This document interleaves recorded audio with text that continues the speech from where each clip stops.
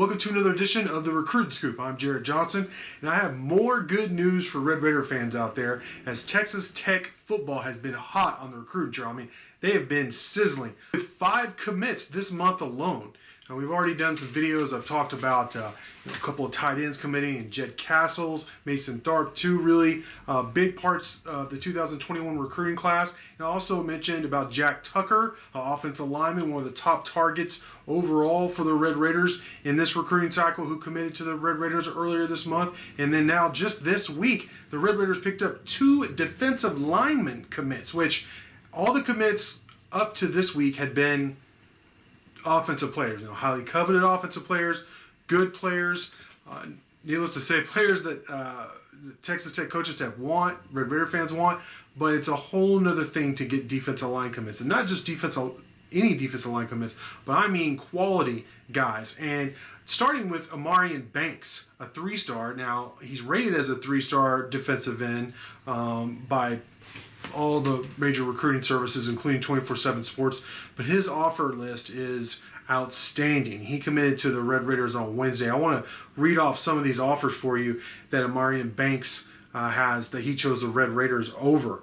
Those offers include Arizona, Baylor, Colorado, Kansas, Kansas State, Minnesota, Nebraska, Oklahoma, Oklahoma State, TCU, Texas, Texas A&M, Virginia Tech, and Washington State. So just a couple of those names I want to mention, obviously being Big 12 rivals such as Baylor and Kansas, Kansas State, Oklahoma, Oklahoma State, TCU. I mean, that's huge. But also, former in-state rivals, Texas A&M, who's had a lot of success on the recruiting trail, and then Virginia Tech is a school that, quite honestly, has been kicking a lot of people's butts in Texas for defensive lineman commits and defensive ends specifically. So for Texas Tech to land Amarian Banks, a 6'4", 260-pound strong side defensive end from Wichita Falls Rider. He's a teammate of Jed Castles, the tight end commit. I mean, it's just a huge pickup for Texas Tech on its own.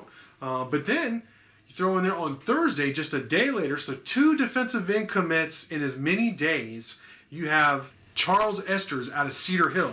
Now, he's a 6'3", 225-pound guy. He didn't have quite the impressive offer list that Amarian Banks does, but I think he will by the end of by the time it comes for Charles to sign. Texas Tech's going to have to, have fended off a lot of, their rivals, a lot of the teams they take on Saturdays. His offer list, though, does include Air Force, Army, Colorado State, Kansas, North Texas, Toledo, and UTSA. So, Cedar Hill is a ginormous program. Of course, it's a top program in the state. It has been for a long time. A lot of talent going through there in the Metroplex.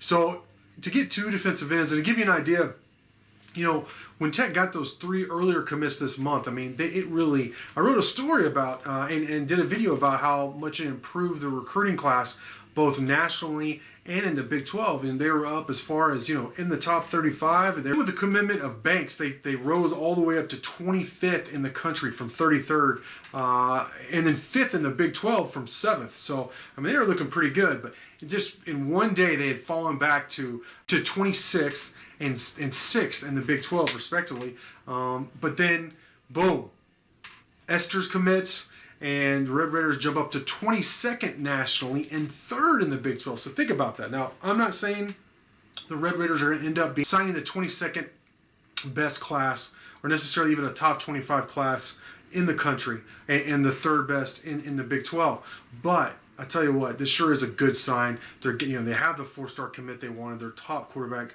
commit. They have some big receiver targets, tight end targets. They've already gotten a guy that one of their top targets, the offensive line, in Jack Tucker. Now 2 big defensive ends, in Banks and Esters.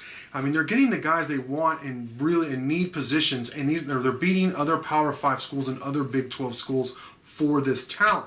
So I truly believe with the start they have, the momentum they're picking up on the recruiting trail, I think, and the way this coaching staff has shown they can both work and close, I do think this could be and I expect it at this point, to be a top 35 class and perhaps a mid, 4th, 5th, 6th, somewhere around that area in the Big 12, which would be tremendous, which seemed almost unfathomable not that long ago for this program. And honestly, though, is what I believe it's going to take to turn this thing around. So, I mean, you got to get the talent, then you got to develop it. As Coach Wells likes to say, it's a program is all about recruiting and development, and they're taking the necessary steps to get there, to turn this program around. And getting these two defensive linemen, Banks and Esters, are a huge step towards that end. But with that, that's going to be all this time. Thanks for watching, and until next time.